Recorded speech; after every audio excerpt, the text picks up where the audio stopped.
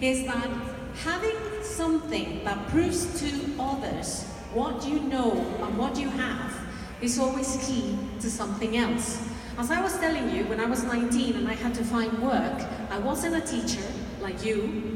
I was just someone who spoke English and had a certificate that could prove that I spoke English, and I got a job. Things have changed a lot now. Now you have to prove that you have the knowledge and that you are a teacher. Of course, I wouldn't be here disrespecting the profession. I am a teacher. I studied a master's in the UK. Well, not in the UK. I didn't have money to go to the UK. When you heard that I studied my master's in Canterbury Christ Church University, I did it at a distance. And my distance was not internet. There wasn't internet when I was doing my master's. It was by correspondence. I had to go to DHL and put my papers and wait 6 months for my results that would return by post. There's a major difference here, okay? But nothing is impossible. I said I wanted to work for the government of the UK one way or the other, and I've been working for them for the last 20 years. Now, one of the things that I wanted to talk to you today about is assessment literacy.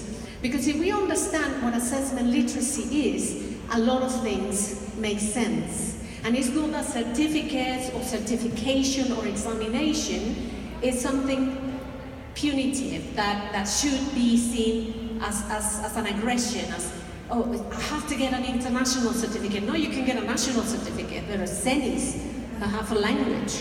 But it does work. It is necessary to have something that proves that you can do it. Especially si ustedes son como yo, que se llaman Liliana Sánchez, Pacheco, que además véanme el color de la piel y quieren representar al gobierno del Reino Unido, ¿verdad? Está medio difícil. So it's much better if you have got a certificate that says who you are. Hay que ser bien honestos, right? My last names have always been Sánchez Pacheco.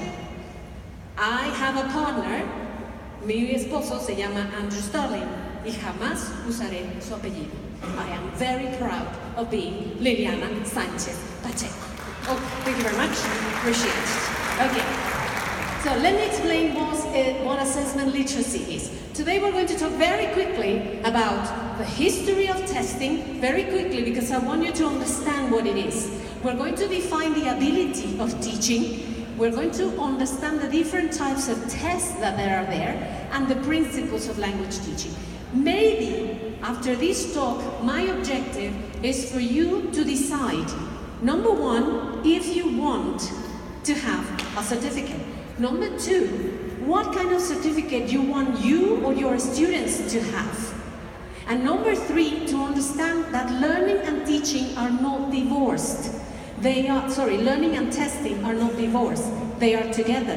In fact, it's a perfect circle of things. It's teaching, learning, and certification. Without teachers, there's no learning. Without learning, there's no proof that things are working.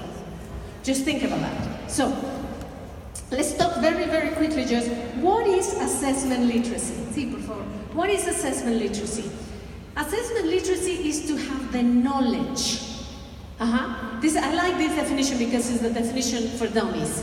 Assessment literacy is when a person possesses the knowledge and the skills needed to understand tests. I am a test taker. I took first certificate, CPE, and IELTS, and I am a tester. I was, for 17 years, I was the Cambridge examiner for America and the Caribbean. I was the regional team leader. So I breathe and do exams all the time. And I am currently the country exams manager for the British Council. So all my life is exams. Now, and another idea is this.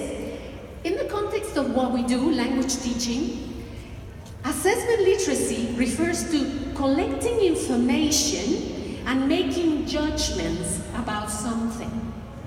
We always do assessment, always, even if we don't do it through a test. As teachers, we are always assessing the progress of our students. We're collecting information to make a judgment. And that's part of the skills and the knowledge we have to have as teachers. Can you help me with the... Thank you very much. So we said, is collecting information, is making an evaluation, and based on that, we make a decision. Which students should pass to the next level? For example, for recruiters, do I want to recruit this teacher or that teacher? Not a lot nowadays is based on certificates. A lot is on performance. But performance is also assessed. Okay. So, in other words, assessment literacy, and I like this illustration a lot, assessment literacy is to know that any form of test or evaluation has a different purpose. So, you are not going to take a Cambridge test for everybody, because not everybody is Cambridge English exams candidate. The same way, not everybody is American test candidates. Although I represent the government, well, the British Council, I represent the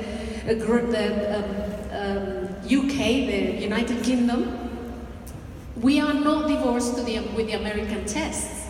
On the contrary, we celebrate that there are tests for everybody. Now, a lot of people think, oh, I take American tests because I speak American English. Mire, I speak this English because this is the English that pays me, right? But in fact, I study here in Mexico, and I can change my accent very quickly because I don't have an accent, my language is Spanish, right? But my first teacher, who I adore and love, was Indian. So really, the English that I speak all the time and that I really, really like is this one. Because this is the one that I learned when I was very young. And I loved it, but this doesn't pay me. So I have to put on the other one, right? I have to put on the accent, and because I'm here from British Council. But no exam nowadays, no international test is designed for one version of English or the other version of English. It's the way in which you teach, and it's the methodology. So American tests test American philosophies and American methodology. That's the foundation of the test. British exams as such, like Cambridge English exams or British Council exams, use the methodology of the European framework of reference. That's the only difference. So don't let your students think, oh, I'm going to take an American test because I learned American English. No, nowadays you learn English because most likely you learned it from a Mexican. So you just learned English. What you need to think is, what is the test that I need? Not every tool is good for every job. If you want to nail a nail on the wall, not every hammer is the best one. Not the most expensive hammer works. You can get a very cheap hammer and do the same job. So think of exams and tests and evaluation and assessment as a toolbox. There is one test that suits certain type of students. So I'm not here to tell you my test or the British test. I'm just here to tell you, make sure that you're making the best choice, because your students or yourself could be defeated at a test because you selected the wrong tool. Okay? And that is assessment literacy, understanding that. But let's think of, thank you very much. Let's think a little bit about tests, because tests have been in the world for a long time. Can we? Tests started existing in the Chinese dynasty about 500 years after that. So there have been exams in this world for about 1,500 years, about. And the first tests were, you want to know who took the test? The service people in the empire. They were tested, the waiters, the cooks, all those were tested to see if they could work for the empire. Now, History doesn't change much. Can we show the next one? Do you know what this is? Probably you cannot see very well because you are at a distance. This is a top dress, like a shirt, like a blouse. What you can't see is that the little patterns that you see is what we call in Spanish el acordeón. So acordeones or Chinese notes, that's what they are called, Chinese notes. El acordeón se dice Chinese notes in English. So Chinese notes come from there. Because the servants that wanted a job at the empire, and it was a very tough process, would actually create these Chinese notes on their clothes to take the test and cheat. So cheating has existed for more than 1,500 years. So teachers, yeah, we will have to live with it. This you can see in a museum. And this is another thing that hasn't changed in many years. This, what you see there, is the examination place. And you can see little, like, houses. Those are the huts where the candidates, the servant candidates, would be put inside the room to take a test. And they were inspected to prevent the cheating. So they were inspected, they were checked on their clothes and see if they didn't have nose. And then they were given a space like that. And there was someone invigilating outside. Does it sound familiar for you who have given or taken exams? Come on, surrender your mobile phones. Let me see that you don't have anything. Open your mouth.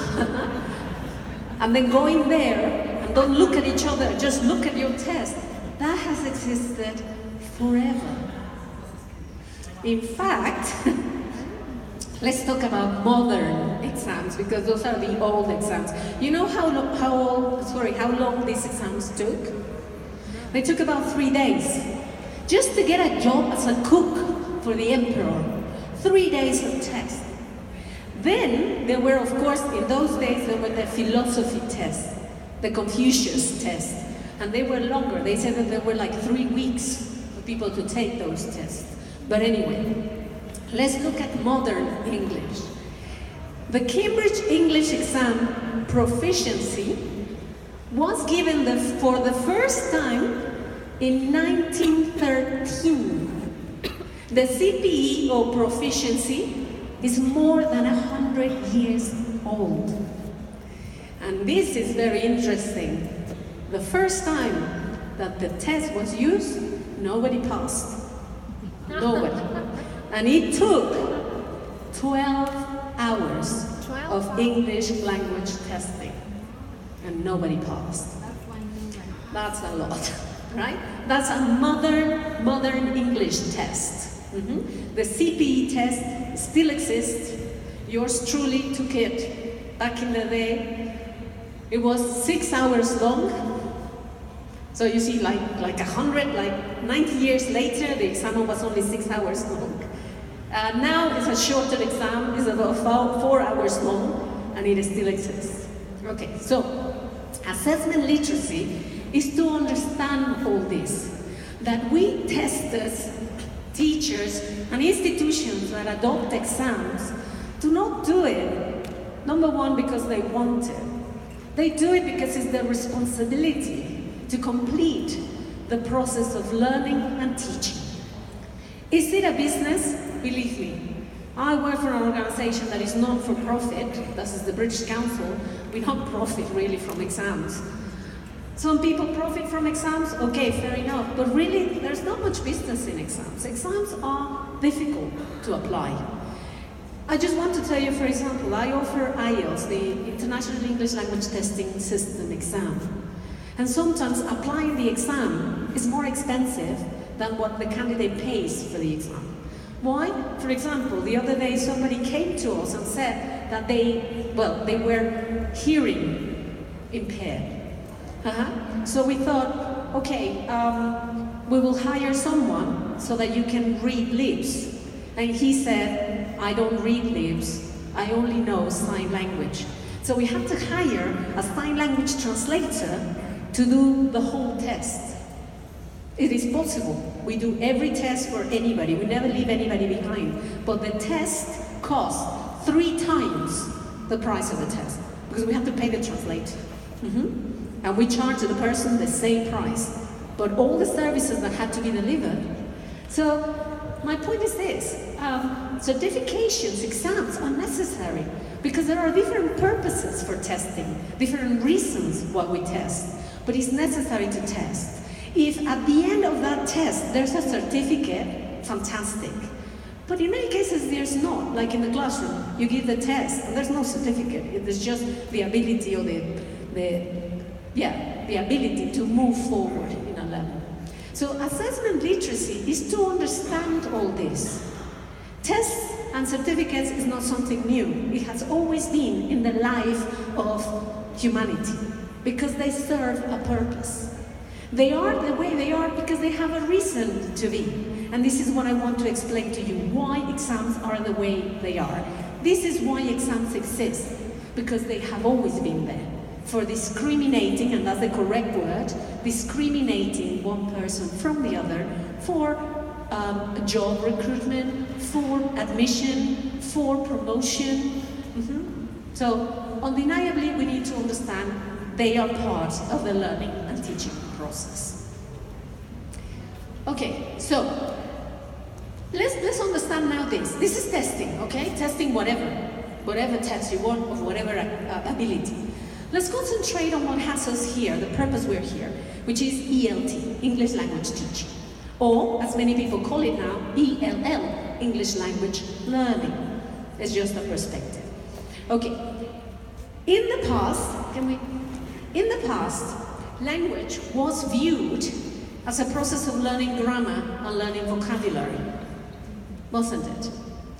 When I told you that I learned English with an Indian, that was the director of my school, because in the afternoons my mother would save. I was studying primary in a public primary, and in the afternoons my mom saved a little and I would have classes in the local school there in my neighborhood. My Indian teacher would say, repeat after me. You are a table. You are a table. And I was like, okay, no, but okay, if you want, I am a table. I am a table. You are not a table. I'm not a table. I'm not a table. I'm not a table. Are you a table? I was confused by then, of course, right? So, but that was the way we learned. That was the audiolinguistic way of learning. And many of the teachers that are the professors here, we share generation, you know what I'm talking about. It was stimulus, repetition, praising, carry on. So everything was rules, and it was grammar, and it was vocabulary. Then came the revolution, and we have the communicative approach. The communicative approach, right? Is when we created students with verbal diarrhea. They could speak, but God knows what they were saying, right? They could speak confidently. And as Jack Richards said one day, the history of language methods is a disgrace to the profession. But here we are. So we are always trying to do something with the language. With testing is the same. The first thing, it was let's understand what language is. So initially, it was rules and vocabularies and formulas, and the test would say, write 2 sentences using the simple present. I don't care if you know what the simple present is used for, just tell me if you can formulate the sentence. And the sentence could be as silly as, I am a table. I don't care if it doesn't make sense. The present tense is there. But that changed, definitely, with this guy, Chomsky, who made a distinction between linguistic competence and linguistic performance. Many of us know it as usage and use, right? Knowing about the language and knowing the language. Let me explain something to you. Yes, I said that I live, I'm married, I breathe with a British person in my house, right? And the British person doesn't understand why I say certain things. And I said, well, I say those things because I want to say those things, although I know they are wrong. But I like to say those things because estrenate doesn't exist in English.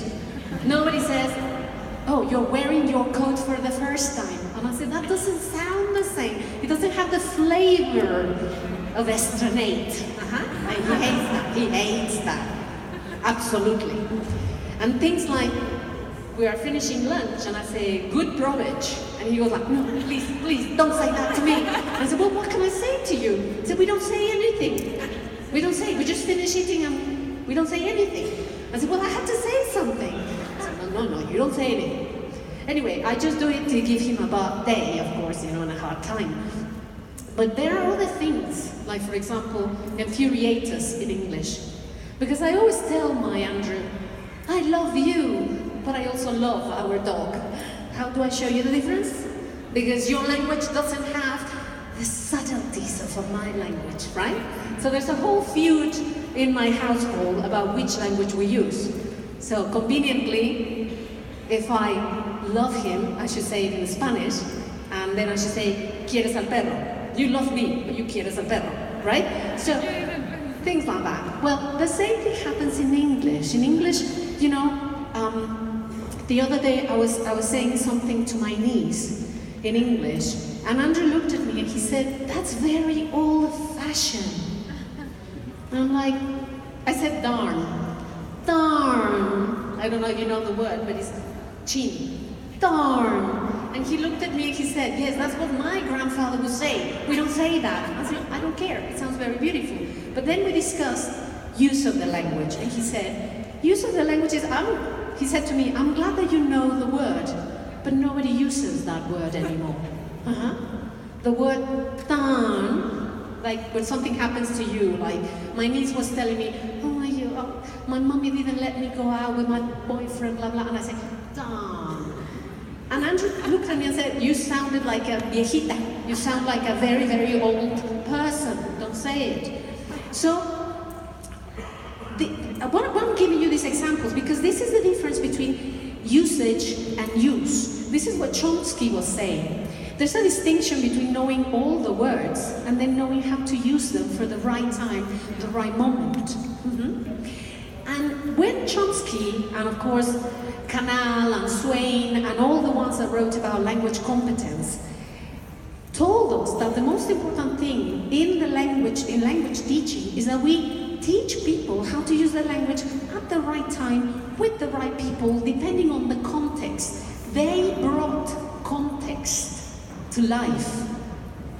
Testing changed completely, because context is a very difficult thing to include in a test. So we know what tests are. We know, standardized process, very clerical, very formal. They put you in a hut for 12 hours and you have to take the test. They don't let you look at each other, blah, blah, blah. But now let's understand the language. That context is not very good for what we understand languages. I'm not here to criticize textbook writers because there are many textbook promoters outside. But for crying out loud, you look at a page in your book and you see something like this, and underneath it reads, she's dancing. And I'm like, no, excuse me, it's not dancing, right? That's posing, but that's not dancing. And that's a problem that we have with the context. A one-dimensional picture will not communicate context. That's why teachers, I am a teacher by the way, I'm a manager of exams, but I've always been a teacher. So when we're in the classroom, we jump, run, sing, act, because we want to leave the context for our learners, right? Now think about translating that into a test. It's very difficult. And that's why tests have become what they are right now. That's why they are still very, very long. Because if we see, this is a linguistic test where you have to identify if the grammar is correct, which structure is used, choose the best answer. That's testing usage. But, could we go for the next one?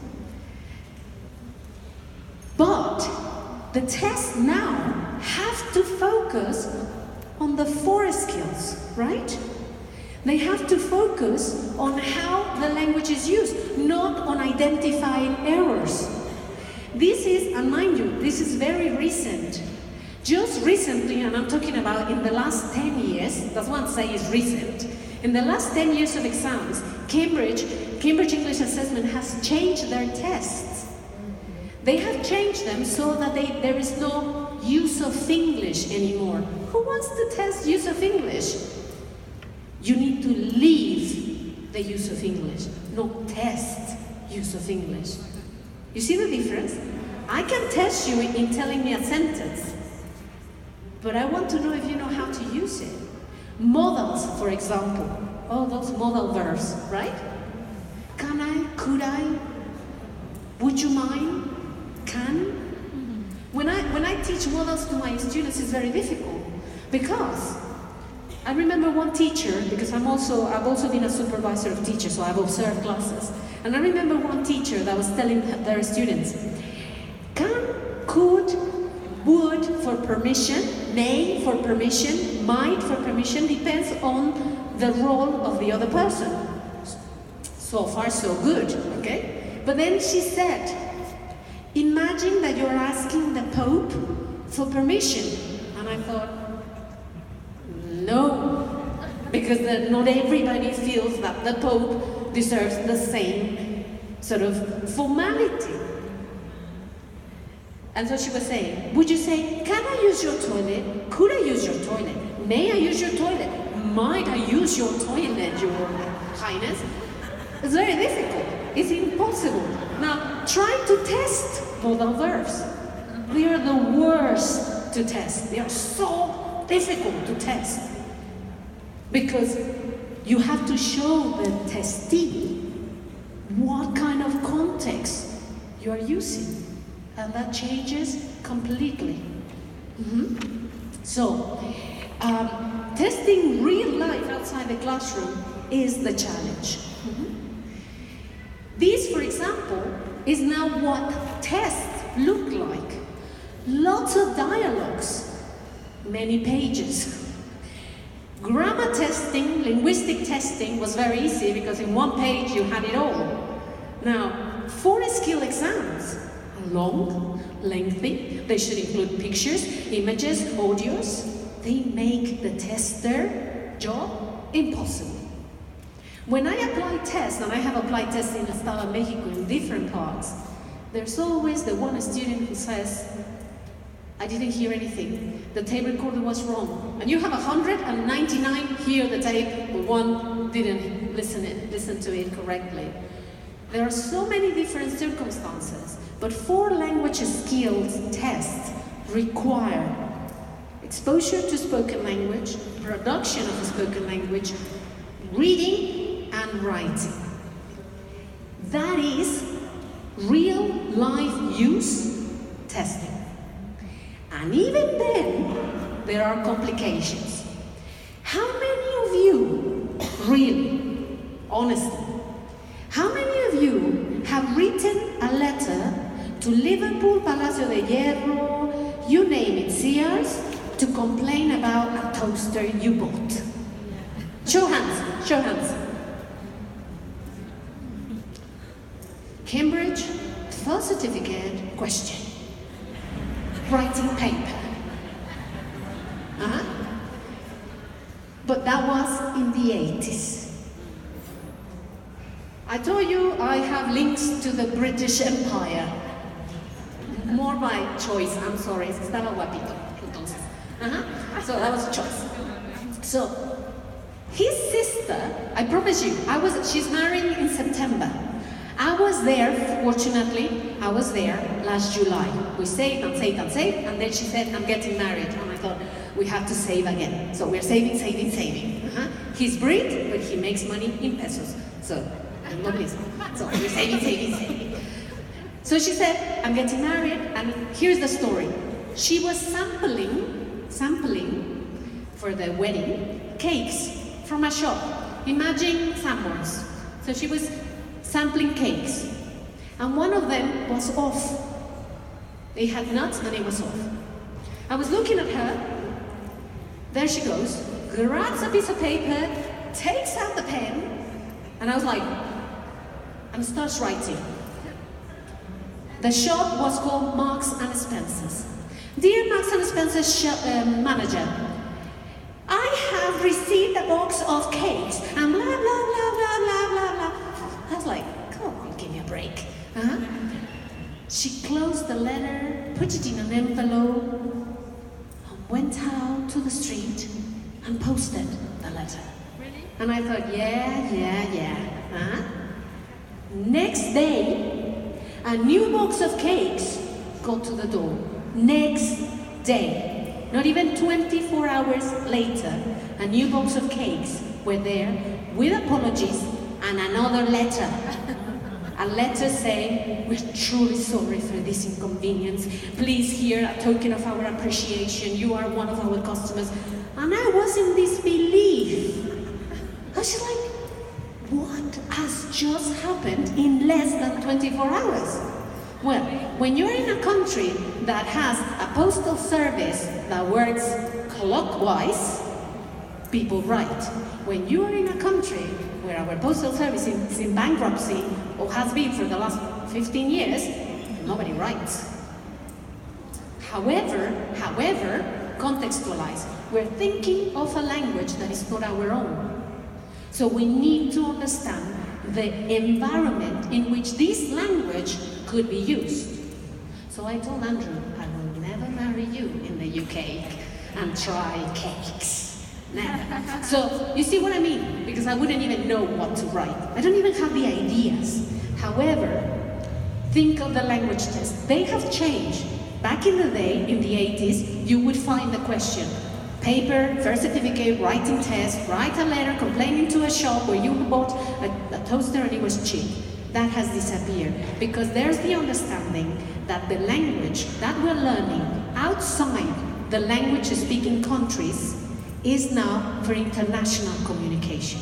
And as such, IELTS exams, APTIS exams, Cambridge exams, and American exams, most of the exams nowadays, Australians as well, they include listening audios, tapes, with other nationalities but what we used to call native speakers. Nobody calls them native speakers anymore. They are first language users, because in my country, I am the native speaker, understanding, excuse me, I am the native speaker, not you.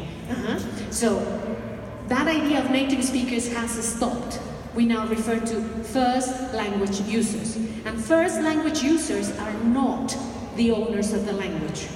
English is English for international communication. So, good four-skill test will contain listenings from Chinese speaking in English, Indians speaking in English, Mexicans speaking in English. And the idea is that we should test the learner's ability to recognize the message, not the accent. Entonces ni se vayan por el acento, O sea, it's not accent. Is understanding, is intelligibility. And that was the big change. That was the big change with Chomsky and Canal and Swain. It was the understanding that we have to test communicative competence. We need to test linguistic, yes, grammar and vocabulary, but not in isolation. We need to know the strategies. If I don't know how something is called, I say, it's something like, it looks like, and those things are tested. Paraphrasing is tested. Sociolinguistic, yes, you are talking to the Pope, but let's see what the relationship between you and the Pope is. What if you are buddies, and you're not going to take, hey Francis, may I use your toilet? No, you can say, hey Francis, toilet? You see what, I'm sorry for the disrespect. It's just I wanted to illustrate something. Discourse. Discourse is, are you writing? Are you speaking?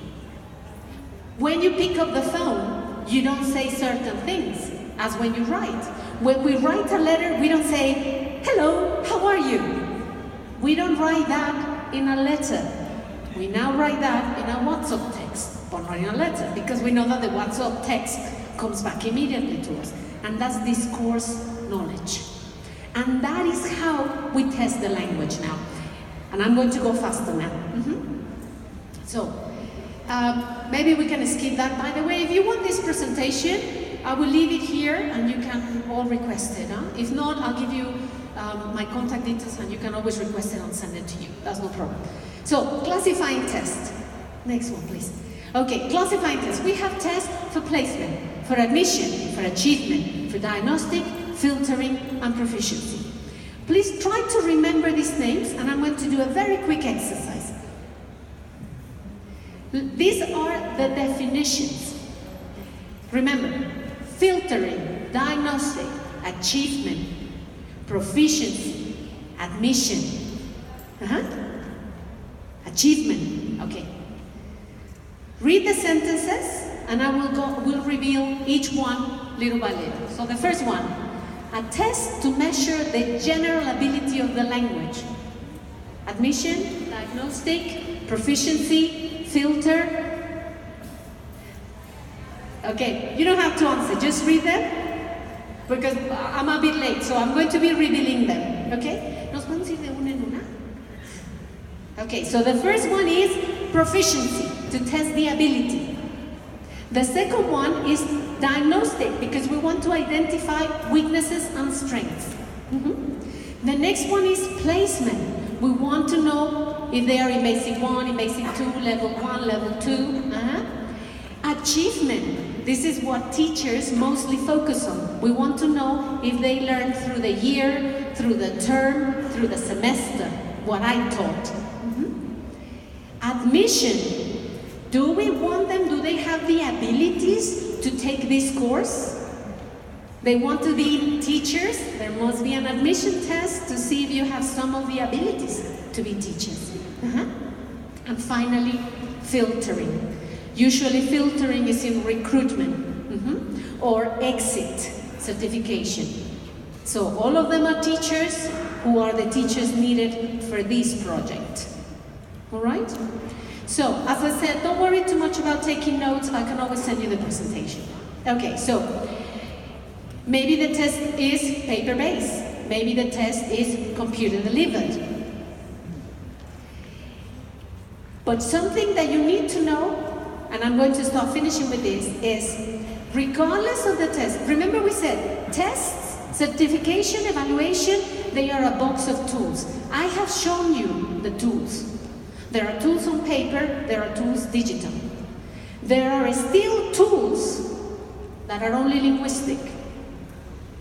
Probably 1 or 2 very old tools, but they are still relevant in some context. I'm going to tell you, if you go to the Faculty of Law in UNAM, they use a very specific test. Sorry, it's just I think I know someone there, yeah? Okay, so they have a very specific test, and it's not communicative. Hola, Ricardo. It's very, very specific.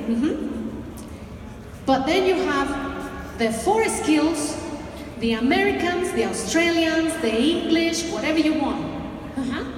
And you have your tool, your box of tools. Okay, now, whatever that tool is, whatever tool you have selected, make sure that the tool at least has the 4 basic principles. That is valid, that is reliable, that is practical, and it has got impact. If your tool doesn't have one of those, choose another tool, okay? So, very quickly, what is validity? Validity is that the test tests what it has to test. That sounds like a tongue twister. Basically, that if the test is of English, the questions are about English. One major criticism to the American tests, I'm not going to name names, I'm just going to say nationalities. One criticism to the American tests is that there's a lot of cultural knowledge required. that they are not entirely valid because you need to know about the American culture. Whereas the British tests are not bound to culture any longer. They were, like the letter to Liverpool because your toaster doesn't work. They don't have that any longer. For the last 10 years, 20 years, they haven't had that. American tests are changing, are updating to eliminate that factor of culture. In other words, if you didn't know what had happened to a certain, Indian red-skinned group, you have no idea how to answer the question. It had nothing to do with the language. It was the context was communicating something, and if you didn't know the context, you couldn't answer the question. A valid question is that regardless of the cultural reference, you are able to answer using the language. Okay? Because that's what is testing, the language. Okay. Another one is that it has to be reliable, and that's why many people hate me and my team. Because we have invigilators, supervisors, we even have for IELTS, we have those things that they have in the airport, metal detectors. We want to know that you are not carrying anything that could infringe regulations in the test. We look at your passport, look at you, look at your passport, look at you, because we want to make sure that the person taking the test is the test taker. But not only that the exams start at 9 a.m., 10 minutes, we have a 10-minute window, that the candidate is separated from the other candidate by 1.25 centimeters, that you are answering with a black ink pen, so we give you the pen, we don't let you bring the pen. So we do so many things before you take the test because we want the results to be reliable. And right now in the world, the most reliable test is IELTS. That's why IELTS is used for admission at university, for migration to the UK and Canada and Australia, because it's extremely reliable. Okay, something that you can tell or analyze in a test to make sure it's reliable is that, first of all, it tested what it has to test. There's validity, and the validity gives it reliability. But the administration is clear and perfect, and that the marking is perfect. IELTS exams are not marked in Mexico. They are marked in the UK or in Australia.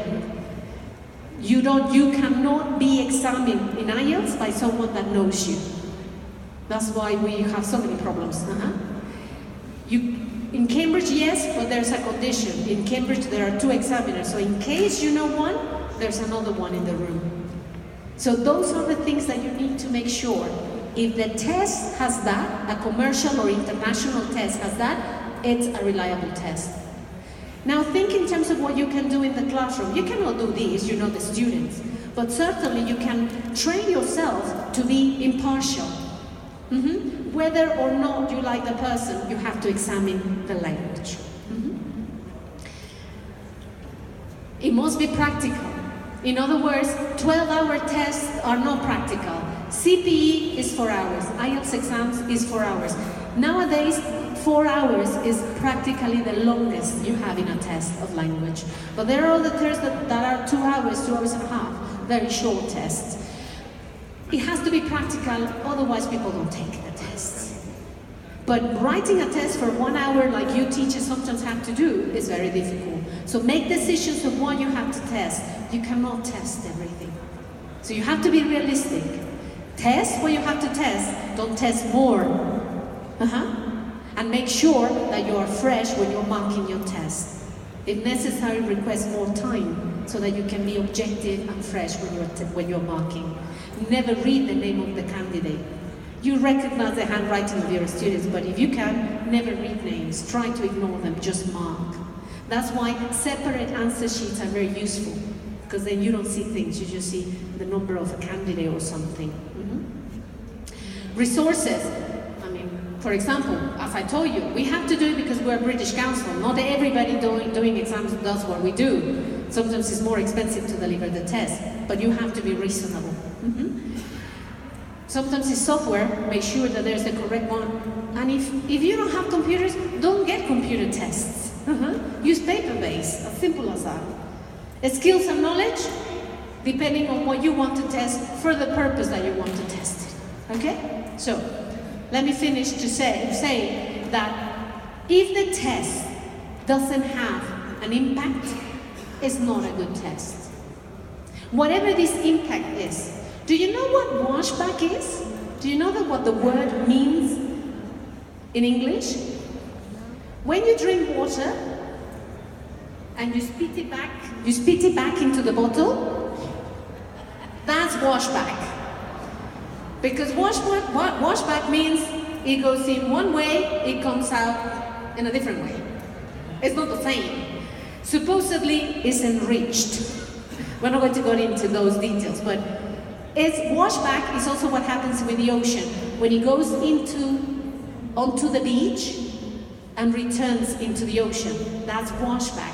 And it's called washback because it goes onto the beach, gets sand, and returns. That in English language teaching is, if the test, whatever the test, admission, filter, diagnostic, placement, whatever, American, British, paper-based computer, if it doesn't have an impact on something or someone, the test is not that good. If this means somebody's advancing to another level, there's the impact. If this means somebody gets the job, there's the impact. If this means that I will, as a teacher, realize that I'm not doing a very good job, then there's an impact. By the way, that idea of if the students come out, if they pass 50% of them succeed, then it's bad teaching, good teaching, that's not true. Not at all. There are many circumstances surrounding the assessment of the results. Many. Even a bad day. If the test is given in the morning, that's one thing. If the same test is applied in the afternoon, it's a complete different thing. The most important is the impact and washback. Once you have the result, all of them fail, it could be a problem with the test. Most likely, it's a problem of the test. So ask for help. Someone should help you write a test. And if you don't know how to write tests, download tests. Use your magic books here. There are a lot of testers, that's what I say hello, textbook writers and publishers, that's what I said hello to Ricardo because he comes from a publishing house. So help teachers, give them tests, already create a test because these people pay a lot of money to test writers, a lot of money. So use them. But don't judge the result of a test entirely on those, what did Leah say? Experiencias engranadas o creencias profundas. Don't think that la creencia profunda de 50% es el problema del maestro. No. There are many circumstances and they could be the test itself. So, this is what I wanted to share with you. And before I say goodbye, I just want to invite you to a new conference that we're going to have at the British Council on the 21st, 22nd, and 23rd of March. Yes, 21st, 22nd, and 23rd of March, only on assessment. If any of you is interested in assessment, just assessment, please approach Angelica or Norma from Seforbe, our partners and very key, we call them socios, Seforbe. They represent exams for the British Council in different parts of the country. They are here today and there are leaflets around. This event is called New Directions in Assessment. It's from the British Council Global and it's a regional conference from people from Colombia, Peru, Mexico, Chile, Argentina are coming to discuss assessment. Is there an opportunity for assessment? Leah said it, you have an inner child. And I'm going to say it in Spanish. Leah dijo que tenía su niño interior. El mío ya está medio, ya este año, bueno, no se los digo, este año llevo al tostón. Sí, Ricardo, y el tostón ya. Pero todavía tengo mi niño interior. Y yo creo que todavía puedo hacer cosas. Yo he decidido no seguir mi doctorado, pero hoy Lía me pegó muy duro con su presentación. Ahí estás, me pegaste bien duro, no sé todavía. Pero bueno, lo que les quería decir es esto. Si tienen ese niño interior que Lea habló, aunque sean maestros como yo de atostón o más, hay oportunidades de la enseñanza del inglés, de muchas cosas. Si han estado mucho tiempo en la enseñanza del idioma, como yo estuve mucho tiempo en el salón de clase, assessment es una oportunidad muy interesante. Pueden convertirse en examinadores orales, pueden convertirse en el escritor de exámenes para las editoriales, pueden convertirse en un asesor de exámenes. O sea, assessment es una oportunidad dentro de la gama que existe para los maestros de inglés. Teaching in the classroom is not the only thing we do. I do management, yo vendo exámenes, I sell exams, and I'm still considered a teacher, right? And I'm an assessor. So if any of you has that inner child and is thinking, I could expand some way, New Directions for Assessment is only about thinking of assessment. Think about it. It's basically 21, 22nd, and 23rd, organized by Barry O'Sullivan. Barry O'Sullivan is the author of Aptis Test. He's coming to Mexico. Por favor, if people feel that they have something to say about assessment, you can present a paper.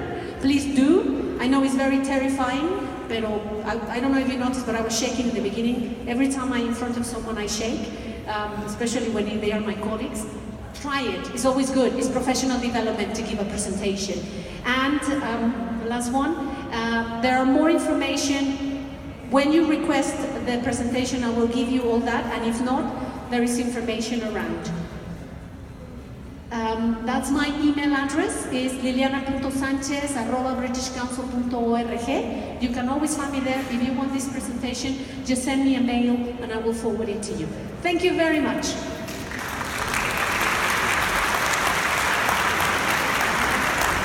Thank you so much.